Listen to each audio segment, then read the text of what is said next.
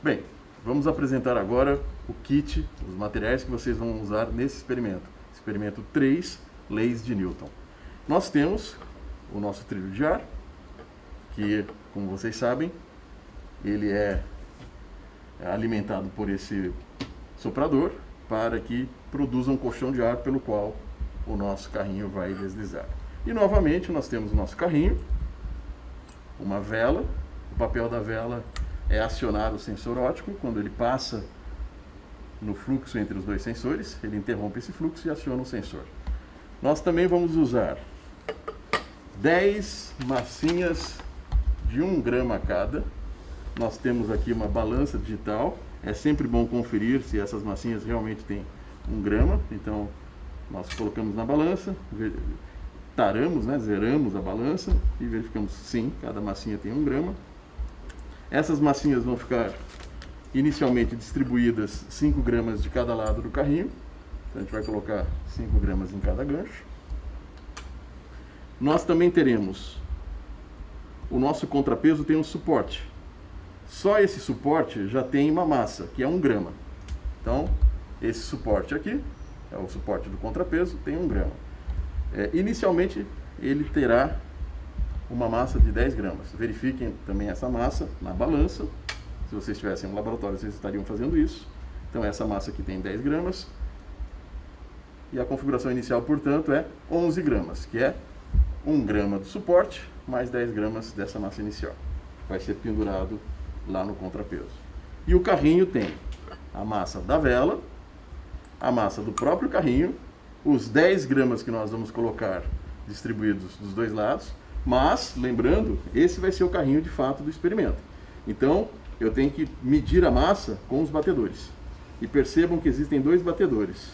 Um batedor tipo agulha, que vai encaixar nessa massinha, para que ele não saia do trilho quando terminar o movimento. E esse outro batedor, que é o batedor para ele encostar no elástico e também não ir além do comprimento do fio, Então a gente colocou aqui um terminador para que ele não vá além do comprimento do fio.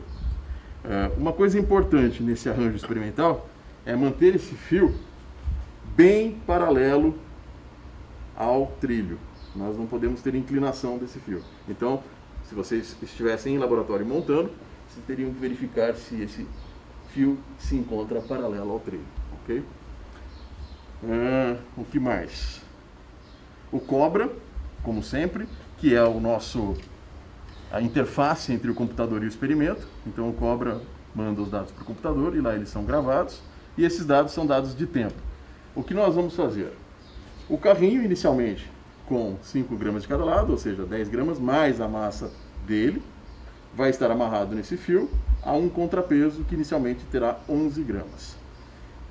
Quando a gente ligar o soprador, por conta de haver um contrapeso, ele será acelerado na horizontal nessa direção. Só que eu vou empurrar o carrinho contra esse movimento natural dele, para que ele passe pelo sensor e vá além.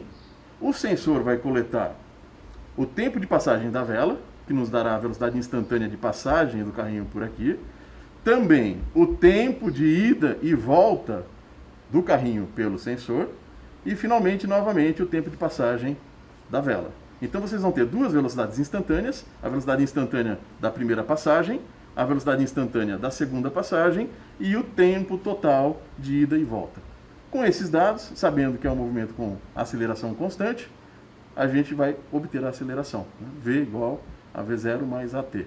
Você vai ter o V, que é a velocidade da segunda passagem, o V0, que é a velocidade da primeira passagem, e o ΔT. Com isso, vocês olham e obtêm o ar. De fato, nós temos atrito, mesmo com esse trilho produzindo um colchão de ar. Então, essa é a física experimental. Não tem como se livrar de algumas coisas que a teoria despreza. O atrito é uma delas. Então, nesse caso, o que temos aqui, na verdade, é uma variação de velocidade e obtendo uma aceleração média. Que, de fato, a aceleração não é exatamente constante.